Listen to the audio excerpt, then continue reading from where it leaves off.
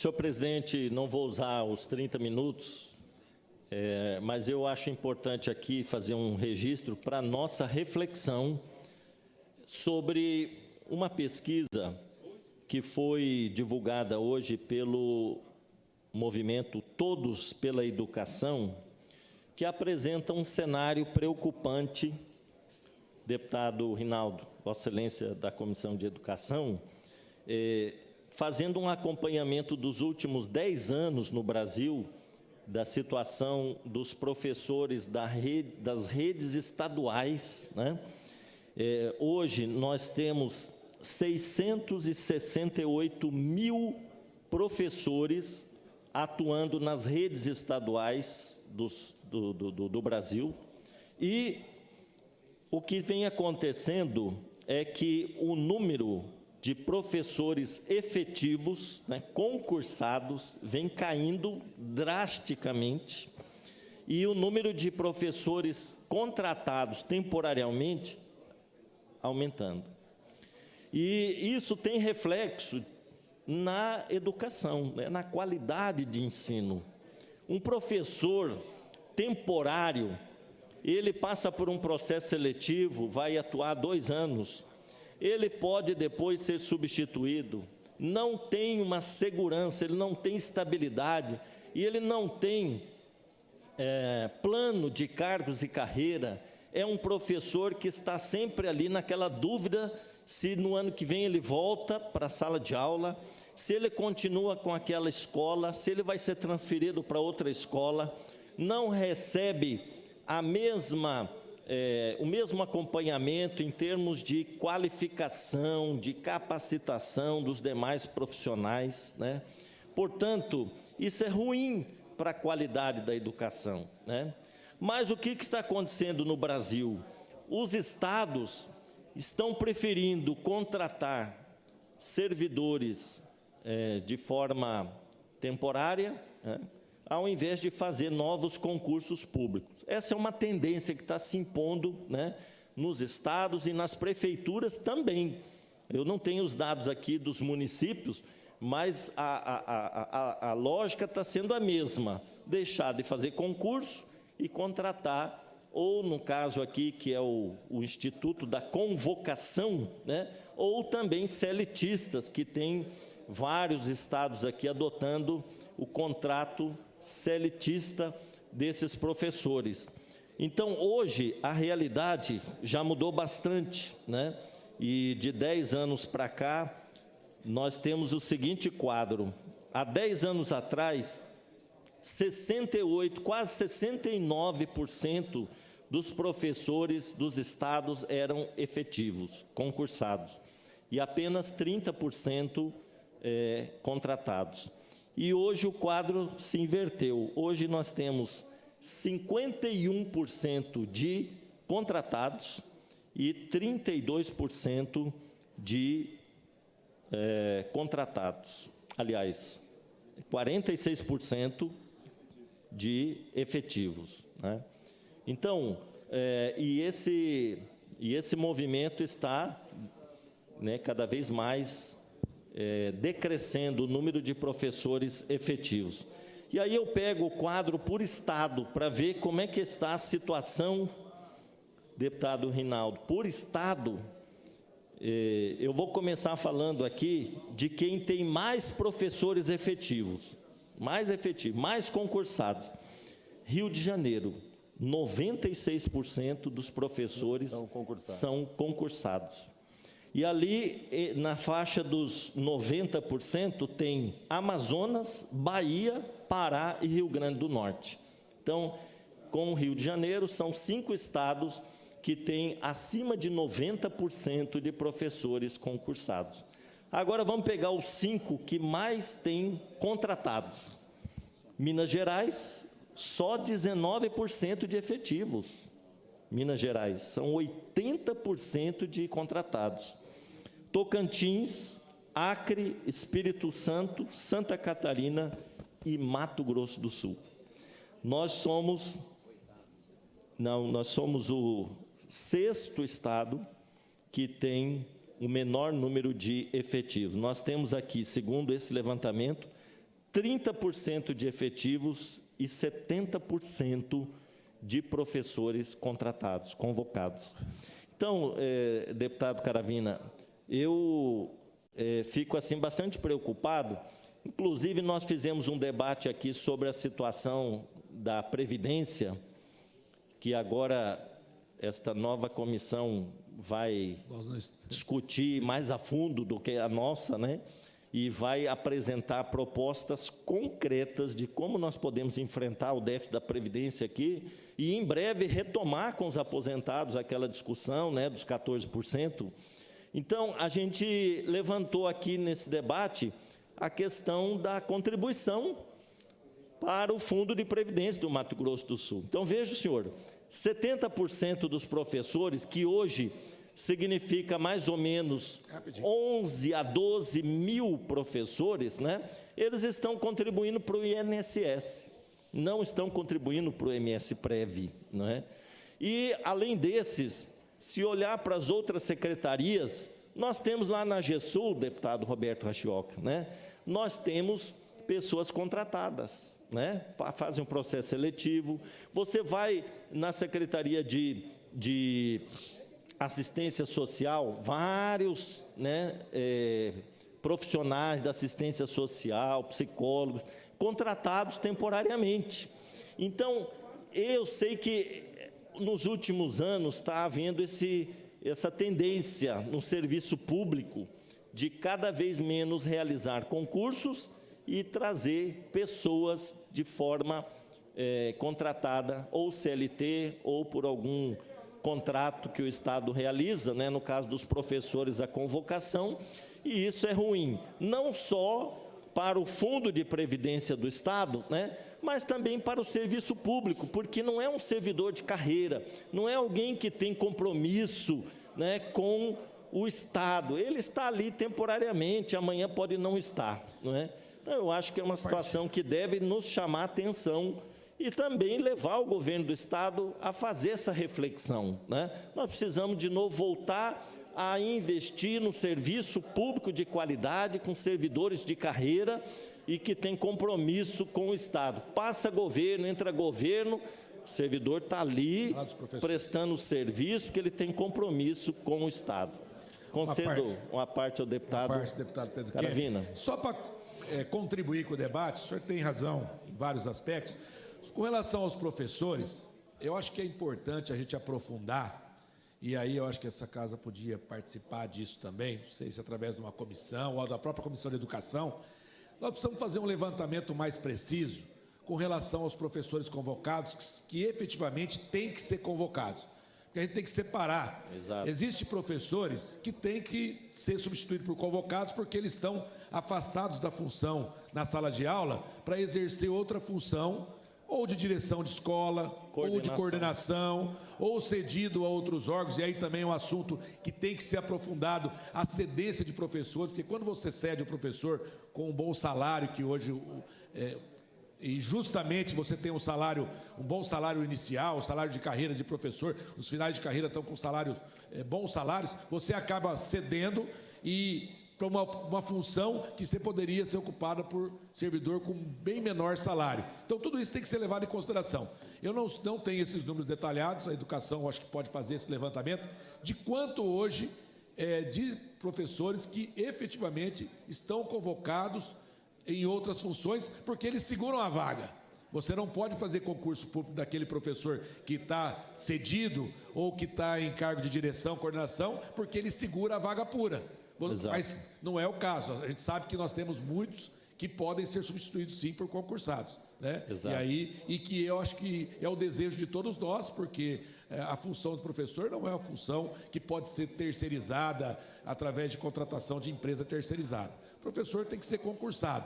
Então, acho que é importante a gente se aprofundar nisso, através da Comissão de Educação, junto com o secretário Eldair, para a gente levantar um número exato. Olha, nós temos X% que esses não tem o que fazer. Eles estão cedidos, dá para reduzir a cedência, e aí passa por vários fatores, porque nós temos professores cedidos para vários órgãos, desde a da própria Assembleia, Tribunal de Justiça e várias funções. Então, reduzir isso, mas ter esse número exato daqueles que podem ser substituídos por concursados e aí buscar os concursos em andamento, novos concursos, aí eu concordo com o senhor. Era essa a contribuição. Perfeita a colocação de Vossa Excelência. Permite a parte, Pedro? Nós temos, vou permitir, nós temos, de fato, algumas situações em que você tem que convocar professores. Por exemplo, o professor ele foi eleito diretor da escola, né? Então, ele saiu da sala de aula, vai ser o diretor, e na vaga dele, aí sim tem que convocar alguém, né? Professora que entra de licença maternidade, que no estado é de 6 meses, né? Então, no caso, na vaga dela, tem que ter um professor convocado, porque essa professora vai retornar depois, não é? Assim também, licença saúde e algumas outras situações. Professores que saem da sala de aula e assumem a coordenação pedagógica da escola. Também, na vaga dela, na sala de aula, um professor convocado.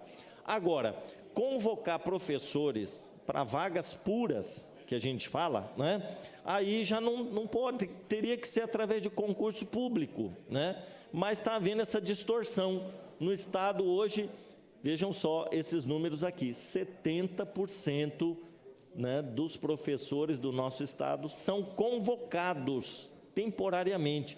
Isso é uma distorção, né? E aí, prejuízo para a educação, né? Porque essa instabilidade e essa alternância de professores é ruim, né, para as escolas, mas também prejuízo para o nosso fundo de previdência, que é uma discussão que essa casa está fazendo quase que diariamente aqui, né?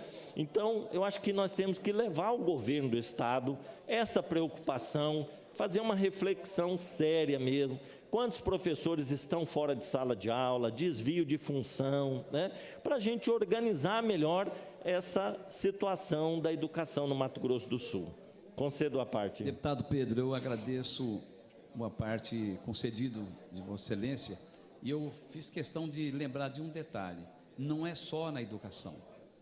Para Vossa Excelência ter uma ideia, eu estive com o presidente do sindicato dos médicos de Campo Grande, que é o doutor Marcelo, e ele me disse que de 1.249 médicos que hoje atuam na rede, apenas 250 são concursados.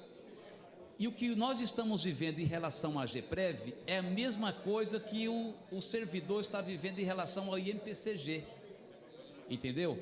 Porque esses que são contratados acabam contribuindo com a Previdência Geral, o INSS, e não vai para a Previdência específica do servidor. Então, é um assunto realmente delicado. Vossa Excelência tem razão, é preciso que nós levemos isso aí ao governo do Estado, especificamente à Secretaria de Educação, para fazer um levantamento.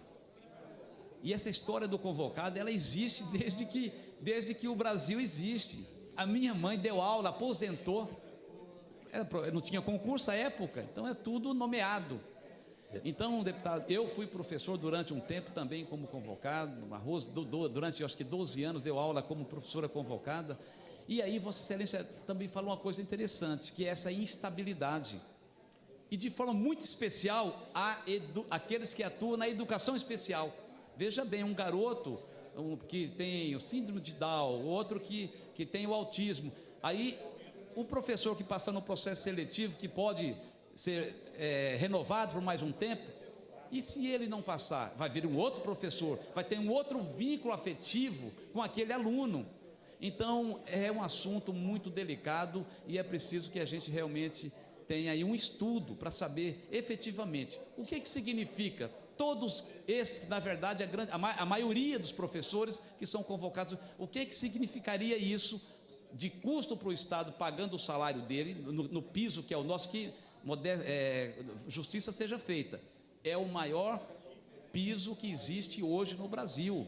40 horas aula, hoje está dando 11.980 e poucos, distante do segundo, muito distante, que é o Pará, que paga R$ 8.002, 40 horas aula. Então, qual é o impacto disso? O que significa para esses concursados, fazendo um paralelo em relação à contribuição que não vai para a GEPREV e vai para o INSS? Eu parabenizo Vossa Excelência pela iniciativa desse debate e nós vamos encaminhar, sim, para que haja esse estudo no espaço curto de tempo. Obrigado pela Muito obrigado. Eu incorporo a parte de Vossa Excelência, que foi perfeito nos exemplos que deu aqui, principalmente na área da educação especial, deputado Rinaldo.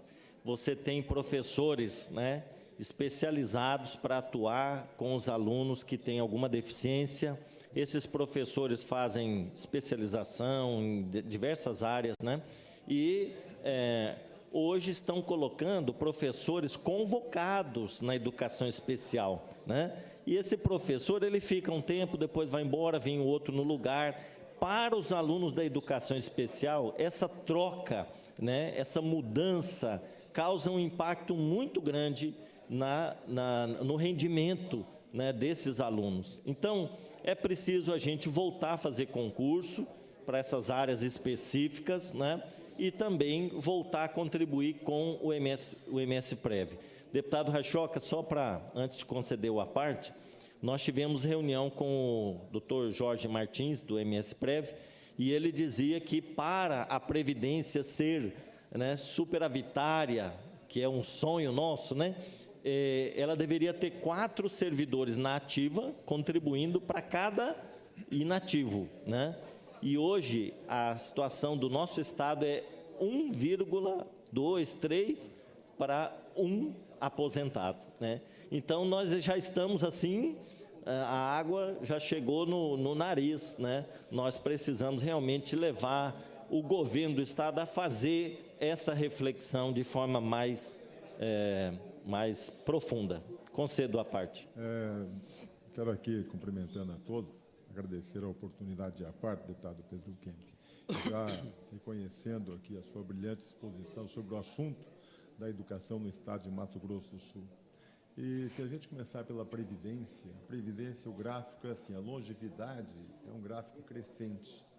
E com as ferramentas da tecnologia, a tendência é a contribuição dos ativos, diminuir o número de servidores, então o gráfico sobe menos. Então, abre uma boca de jacaré. Esse é o déficit que tem a Previdência naturalmente.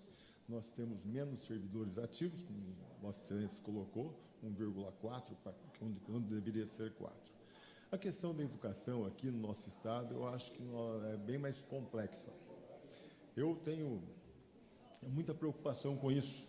Nós temos no estado da ordem de 7 mil professores efetivos e quase 12 a 13 mil convocados. Como o senhor colocou aí, deputado, 30% de efetivos para 70% de convocados. Pode renovar. Isso acaba efetivamente trazendo problemas, né? Pelo processo de descontinuidade. O professor faz um contrato temporário, ele não tem segurança. Tudo o que o senhor colocou é perfeito, deputado. E isso, principalmente na questão da educação infantil, a criança se adapta com o professor, chegando no seguinte, já não tem mais aquele, não é o mesmo professor, enfim.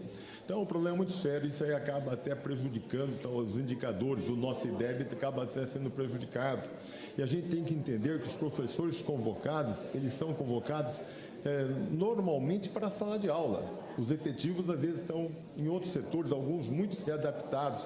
Então, a gente tem... E para você fazer concurso, tem que ser vaga pura, né? Então, nós temos um problema sério. Mas, agora, a questão econômica, onde nós enfrentamos. Hoje, um professor convocado recebe 70% a menos que um professor efetivo. É 11.935 para 7 mil e pouquinho, quer dizer, 70% a menos. O Estado, tendo 12 mil convocados, ele está pagando um salário menor, né? E está pagando só 20% para o INSS. A hora que for efetivar os professores, que é necessário, então vai ter que pagar um salário maior e pagar 28% de patronal, mais 8%.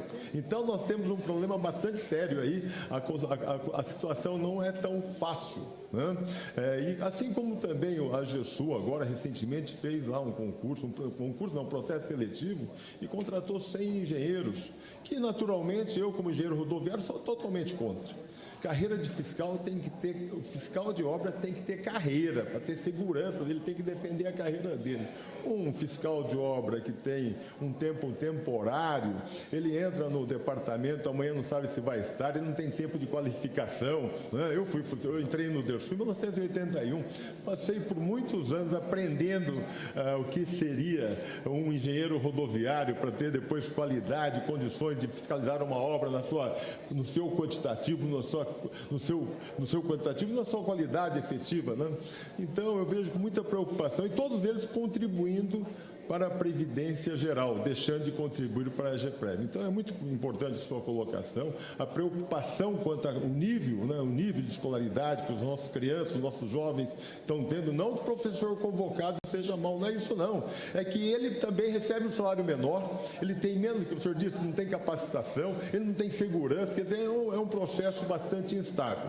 Mas o Estado vai ter que fazer como é que vai equacionar, né, a questão financeira, Sim. para que seja efetivo para o professor, o salário é 70% maior e 8% mais pagado a ser pago para a GEPREV. Mas é preciso achar solução. E nós, naturalmente, aqui da Assembleia, temos essa responsabilidade de estar procurando a melhor forma também de achar uma solução para a Previdência, porque quem já contribuiu durante tantos anos tem que pagar 14%, ter descontado 14%, e também reconhecer que não é justo um professor convocado fazendo o serviço de sala de aula e receber 70% a menos do que um professor efetivo. Era isso, deputado. É verdade, eu concordo com Vossa Excelência, incorporo o seu à parte no meu pronunciamento, e hoje você tem nas escolas duas categorias de professores, né? Os efetivos, que ganham 70% a mais do que os convocados, né? Então, você tem uma situação que chega a ser, assim, bastante complicada, né? Porque os professores, eles fazem o mesmo trabalho, eles desempenham a mesma função, né? E uns ganhando 70% menos do que outros, né? É muito complicado isso. Mas eu cito também o meu exemplo. Eu, antes de entrar para o Estado, através de concurso, trabalhei na iniciativa privada e, obviamente, contribuía com o INSS. Quando eu entrei para o Estado, todo aquele tempo de serviço que eu tinha na iniciativa privada, eu averbei para minha aposentadoria. Então, hoje eu recebo aposentadoria como professor, né, do Estado, e uma parte do meu tempo que foi averbado, eu contribuí com o INSS. Mas quem paga minha aposentadoria hoje é o Estado. Então, o INSS deveria devolver aquela contribuição que eu fiz, né, para o Fundo de Previdência do Mato Grosso do Sul, que é quem paga a minha aposentadoria, né?